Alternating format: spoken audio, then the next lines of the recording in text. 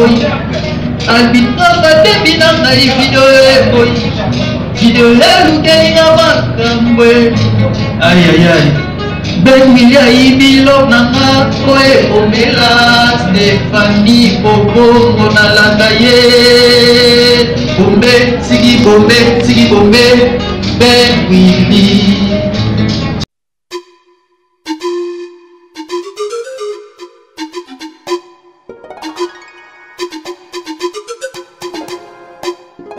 Merci beaucoup, très chers internautes, les trois vidéos en nouvelle TV. Merci de votre poste de récepteur pour suivre cette émission Terrano avec votre humble serviteur qui je suis, les bâtons de Moïse, appelez-moi comme ça. Moïse de la presse congolaise, autrement dit, nous avons cette histoire en merci également à tous et à toutes les abonnés. Donc, fidèles internautes, comme d'habitude, nous savons maintenant, nous avons l'espace, les cercles, les sortes, l'artiste Thierry Migler, chanteur par excellence,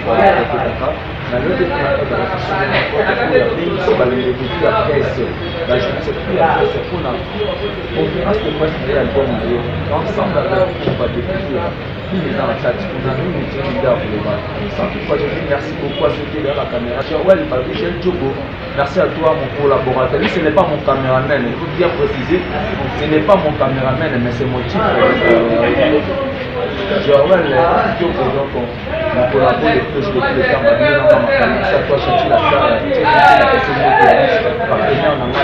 partenaire dans ma Chati la Star. Merci également à Maketou Alimama. Ensemble avec vous, tout découvrir les avantages. Merci. Thierry Migler a été cofondateur, il y a la Light Music et puis Ville Nova. Donc, il y a un orchestre. Deux orchestres évité. Donc, on a Zalaki Ti et Salama, Anazali. Donc, si Salamina Savana, si Salamina Savana, voilà quoi. Et là, on a voulu voir une question de soutenir.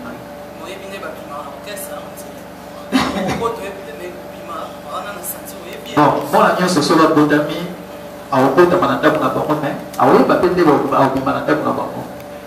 Il faut moi na ko la terre pour la vendre dans na papa na ba moti ko le ko ko rien de ko na âge non moi ça pour ça qui déplace na donc voilà.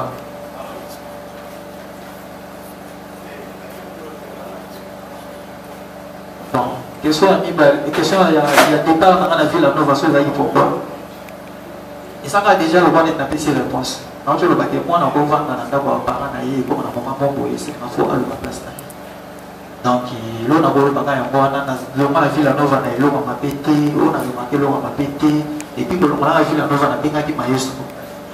Et puis c'est maestro, pour sol là, et puis voilà, et puis tout sol là, il est là. Ce matin, c'est là qui tout le monde sol là, il est maestro. Pour maestro, sol pour sol là, on a été, on a tiré dans les réseaux sociaux, on a bloqué dans WhatsApp, on a bloqué partout. Mais si l'on a maestro pour sol là, tout ça en bon terme. Abi, ce que vous avez en bon terme, on a maestro pour nous, nos bengi à intervenir, la future, mon coyon, ils ont projet. Et là aussi, ils ont projet. Ils sont dans le comité, donc, ils ont projet. Le vent, parce que d'autres vivants, par exemple, mon bébé. D'autres sont mon bébé. Donc, mon bébé, elle va forcément pour y force mon numéro 1 pour nous passer là. Donc il le vend, exemple pépé pour d'autres ont le baboué pépé. D'autres ont tambola mon pépé. Donc nous ça les exemple pépé. Et on a le tapé ici à donc la titre le vent. Donc ils ont le mot ils ont partout pépé. Voilà. Alors nous allons continuer très bien cette fois-ci un an. Bonjour à tous. Bonjour. Je vais d'abord commencer par féliciter l'artiste, puisque depuis un moment, musique de Bissot, moi je pense qu'il y a un peu permettre de découvrir le talent, donc pour le moins ça c'est la carrière sur nous, ça dit qu'il élargit le champ de la musique pour la Bissot, donc force, et puis félicitations. Alors, puisque nous sommes en train de parler de l'album, moi je pense que c'est sur occasion, la vision, c'est ça dans le projet. Alors, la première question, on retourne, les projets qui vont contenir combien de titres? Alors, musique Nabiso depuis un moment, nous souffrir, je ne sais pas s'il faut dire souffrir, nous assister dans ma forme. Stylo, afro, R&B, afro pop, afro rumba et tout. Je me retrouve sur Céline Dion rumba. Donc on retrouve le style nini dans l'album. Après ça, description album. Combien de titres, le style nini, puisque depuis 2000, on a le style nini. Alors, deuxième question, on est allé. Moi, mon qui est polémique, malgré ma vie, on a monté maintenant, on a raté le polémique. Montona, petit na petit na vie na petit na ye. Et moi, ça là, na temps na bakombo awa. Fali na Robinho.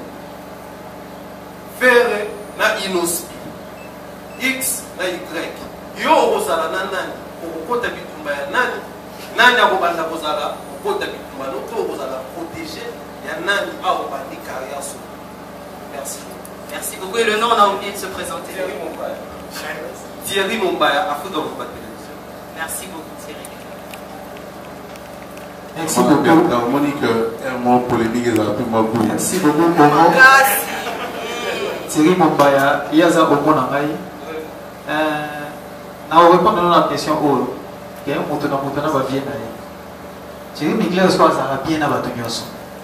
Et puis, dans un monde, on a mis bon, ça va, on a mis Nazala. So la bina zala kasi naza neti petit avait na biso leki. So naza neti petit avait na biso leki. Na boza la petit avait na biso leki parce que faut na biso leki grand frère na ngana le propre Olivier Tsava. Grand frère na ngana le propre Olivier Tsava aza amia avait na biso leki. Donc grand frère na ngana le propre Olivier Tsava aza amia avait na biso leki. Na lingaka ba artiste o ba ipara bien. N'est-ce pas bien habitué à n'est-ce pas faire rigola, Fali Poupa, tout le monde, nani susu, faire un peu bâtir les sous-minités, à part vie de Nova Micolo, bien habitué au quadra, bien habitué au gola, un soin de la forêt Igoué, bien habitué au gola, j'ai bien piana, des souverains. Dans la série donc qui, mais si la donnée c'est un peu souvent, il y a polémique ou en attente. Mais si quand c'est un polémique en tout cas, que maman est bien. Dans tout le monde a calmé, mais c'est mis le mot ah ouais, c'est 1 million de filles dans 24 heures. Ici générique pour mon boulot, c'est-à-dire 1 million de filles. Non mais générique n'a pas sur le village quoi. Donc n'a pas dit déjà que n'a pas dit fait la mission les kings n'a jamais tu as déjà la vidéo monter que ça est bien. C'est moi. N'a pas dit souffrir la mission fallait pour pas encourager sur Inospi, frère n'a pas Inospi. Et au moins ils ont moins bien et ça bien et ça fait il y a musique na biso il y a beaucoup de monde a débat misère il voit rien débat ça là donc on et ça la biso bien Fali j'ai la biso Fali tout pendant na héritier Watanabe aux hommes et ça la bien harmonie on est ça la biso bien et ça la pendant que musique na biso qui est bosso quoi.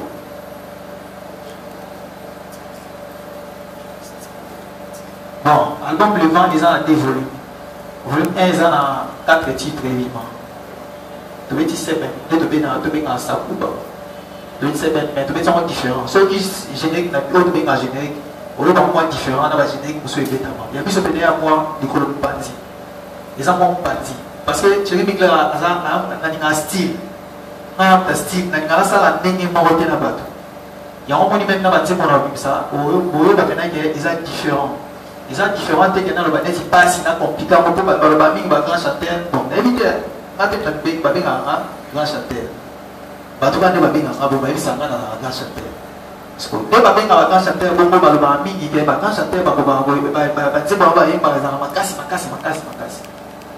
mais tout ça est fort, tout ça est moins mélange, il y a un style, un style moins différent, mais bon, c'est très très bien. Si on a le bagage, on va dire que c'est ça, il faut mélanger du Céline Dion. Donc, on va dire que ça, il va faire un poulet rapide. Voilà. Bonjour. Bonjour Thierry. Bonjour Nada Beki Amaria, Nada la Congo qui est en TV. Question m'a été dit que la dire quoi il va reporter la ville à Nova. Est-ce que ça y est? Parolier. Et puis deuxième question dans votre album Le Vent, parce que tout est dans la Kati. Est-ce que ça y est beaucoup de composé de que Akomi Pena Bakunso, on a fait tourner la case pour comment. Merci beaucoup. Donc, est-ce que Banzé peut reporter d'abord? Merci beaucoup, Maria. Reporter ça, Chéri Migler et moi, on a pu parler. Chéri Migler et moi, on a pu parler. Avant d'en avoir un micro, on a mis les na biso. Nous avons parlé, les gens s'y marrent d'ailleurs. Nous avons parlé. Donc, on a eu un peu de Banzimbo, et Banzimbo, beta, biso pour ça, on a eu donc voilà. Reporter ça, c'est au moment où tout ça, il y a 3 personnes. Je viens dans ma Vigas, à Katiwa. Naï Moro Chéri Migler, à Katiwa. Na master na nickel, à Katiwa. Petit, na Naï Moro Jeune Frère na nickel, à Katiwa. Donc voilà. Mon tournant est mis balai, à le fond. La composition, on a pesé à la 4. Zayo, tout cas, on a équipe, on est puis. La featuring pèse à la 4. Les vents, la featuring, les avons un master ou bazar initial, au tribunal.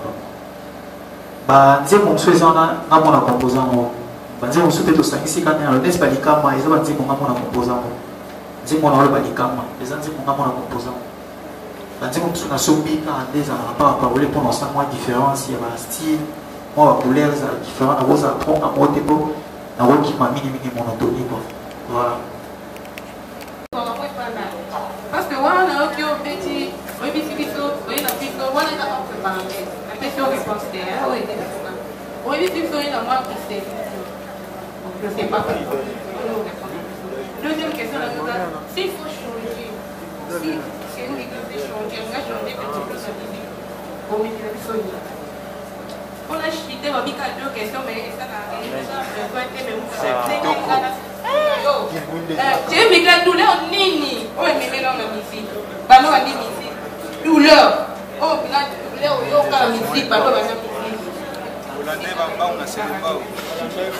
merci beaucoup, la question est claire. Merci beaucoup. Bonjour, ma collègue Bazara, ma confrère, ma passée. Merci d'être venu. Moi,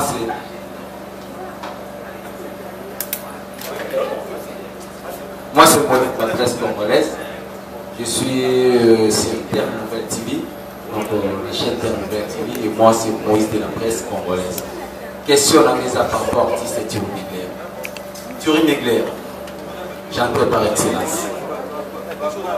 On a dit que mes collègues qui vous avez la maestro Fab, vous avez la chance, vous avez la chance plutôt, il y a pour ça, il y a pour ça la opposé, sauf que vous parce que maestro a cette opportunité. Alors, pour na bande kutope bana oyo bana sima na yo est-ce que lobby to le loba ozana eloko ni ezobomisa pour na bango pe opportunité nini o bango pour na sima na Thierry Migler le quoi yo les na maestro Fabo. Question de César. Oui, question de César. Deux débats. La relation nini yo tikala nango entre ma frère na yo ya light music pour Villanova. Est-ce que vous vous rappelez dans la fraternité tout pour merci Moïse. Merci beaucoup. Dernière question. C'est un chumbo, c'est Weston TV. La chérie, dans mon police, rapport, et son nom des années. Pourquoi pas, il faut le battre dans l'affiche, tout le monde affiche des malamors, parce que c'est vraiment beau. Et son nom est un beau. Question néanmoins, c'est en monité, c'est que peut-être les armes. Merci. Voici le micro. Je pense qu'on va. Marie-Hélène, question on répondait que tu as combien d'orchestres? Question d'échappée mise au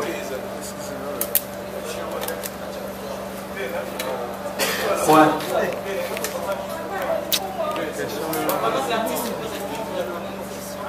Il y a plusieurs questions à répondre parce qu'il y a la question. Il y a un autre sourire en amour.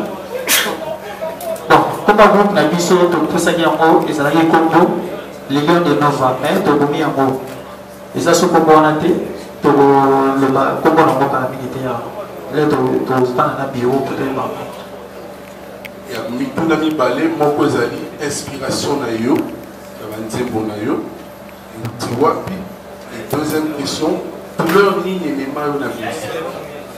inspiration na ngai soki ndenge nakoma musicien inspiration na ngai mingi ezalaki bababe ya ndonga mpo nayoka bango bafere kola bafali pupa baseni dion bakumbaka oyo na bapro basénégalaise epuis na bavita ulei batakalakala donc voilà motuna mosu ezali douleur nini nganga na misiki ya bolingo douleur ya bolingo tembenganga na musique parce que omoni à chaque fois na mesana akozwa choc na ndomona moya koyebisaka bato nyonso te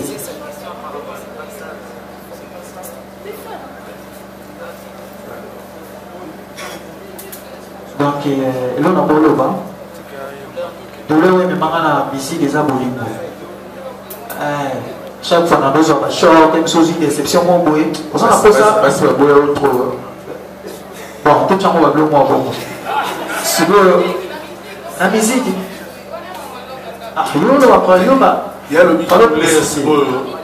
na musique ngana nayoka mpe na douleur te douleur na musique douleur nini nayoka choc na nayoka choc te parce que place oyo nga nazalaki nano nazalaki lokola neti so na bi a ezala a donc motu oyo aniokwamaka aza motu oyo place aza mo azalaka mal à l'aise moni ndenge tayoka place mpa mpa mai nga azalaki na light musique na ville alors nazalaki motu mo boye tanga ko fondateur donc nayi so nalobi so na to nakozala or mentor nange ekoma raison temeloka so yo oyebi douleur moko oyo esala ngai non koboya polémique oyo baya na sens tolingai totourne plus na sortie ya single mais yo elo polémique elongo tiana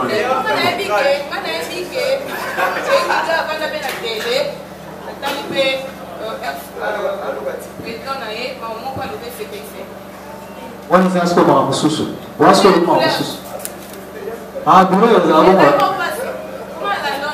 eyebina te so na koloba oyo bani so ya bon douleur ou pas mais ngai bamasa nyonso nalobango siko fo même so question boye lisusu te bamasa nyonso oyo tozalaka nango na ville nova oyo tozalaka nango na light musique tozala na bango très bien mpe bane soki otalaki émission moko akutwala ya baiki na file omonake lere bina file bakolobake tosolaka na bango omonake atiaki voice oyo ngai tolosola na ye tomonake tozala bon terme na bango tout magistrat zanoti bina file na bango baza na ville nova na ye moko maestro tosola na ye mpe tosola ne tolobi donc toza bon terme na bato tout quoi c'est la famille parce que biso ville nova toyaki na ndenge na biso bato bamemela biso voilà vous répondre déjà dans mon tour de relation tozwi mosusu hier yo maestro abimisaki apesaki opportunité wana bamisien oyo mpoza na bango lobi est-ce que mopesa bango mpe opportunité lokola yo bapesaka yo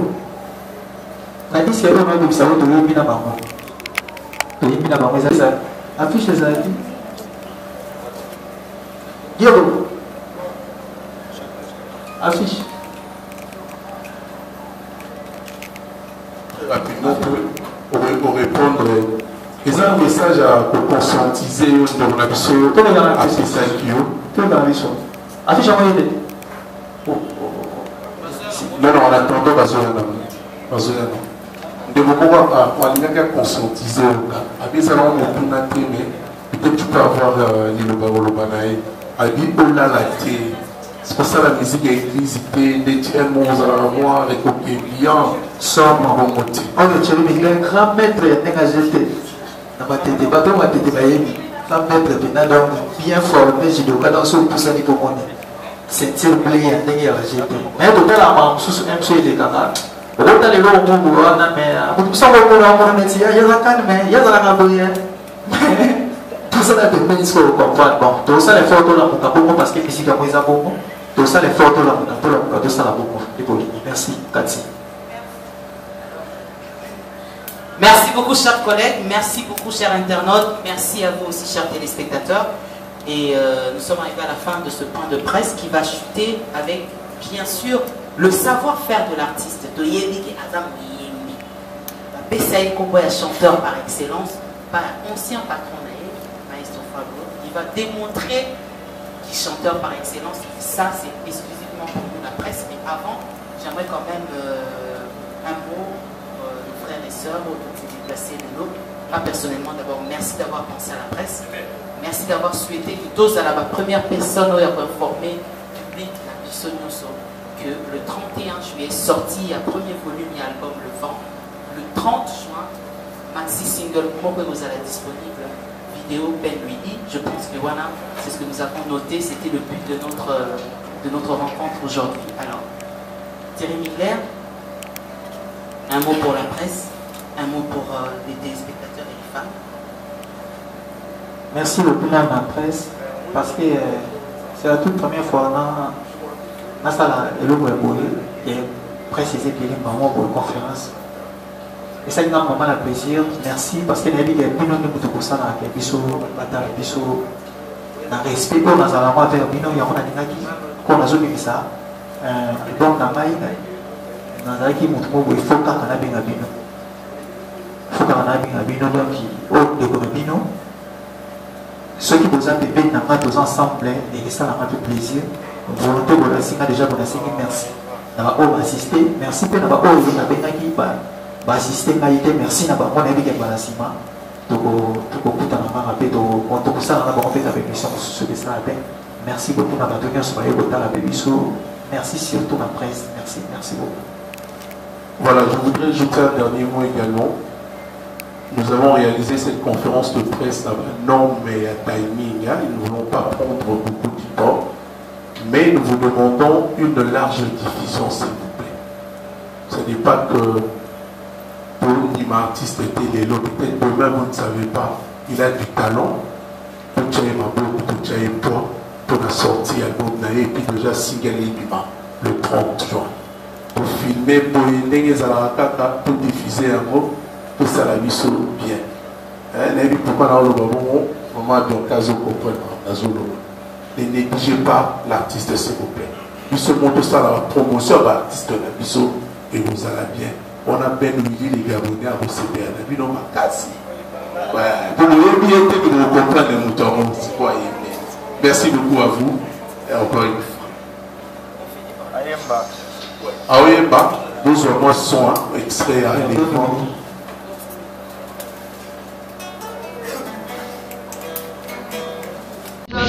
Oh bébé, oh chérie, oh bébé. Chérie, qui m'a dit qu'on a chanté pour qui va t'aider Kumba. Moi, c'est qui m'a dit qu'on va prendre des soucis et des qui n'a mis sous dans ton fouet. Dans ton fouet. Esa vidéo pleine de vie. Albitra batebi na ngai video boy. Albitra batebi na ngai video boy. Video lukeni na bakambwe. Aïe aïe aïe. Ben William Ibilo nanga koe omela Stéphanie Bobo na langaye. Bombe sigi bombe Ben Willy. Chikicha. Merci beaucoup ensemble avec vous pour ce que vous découvrez c'est quoi ensemble maintenant. Nenge Maramoto Saï Manakati. Merci beaucoup de chapeau à l'artiste Thierry Migler, chanté par excellence pour penser à internaute, pardon, à journaliste et à la chroniqueur surtout. Merci également à l'animation et à Binon de Bonabino de la presse congolaise. Mais Nakati, il y a que nous qui là.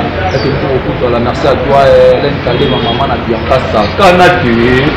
Merci également à nous, merci également à celui que moi j'appelle le boss, mon boss, propre boss, Jano Bamba, pomme de maître, propre boss, Jano Bamba, pomme de maître, propre boss. Merci également à toi, merci à François Poutil, à Mougonzalamekou. Merci également à toi, celui que je l'appelle Yatade Madi, le centre Visa Calamité, Ndié Mozoé déjà. Moi, il y a artistique qui match Yatade Madi, le centre Visa, merci à toi. Merci également à Maître Chinois dans la Londres. Merci à toi. Merci à la presse congolaise. Merci également à mon collaborateur, Joël Diop. Merci à toi. Là, nous sommes à Ciao là, à la prochaine.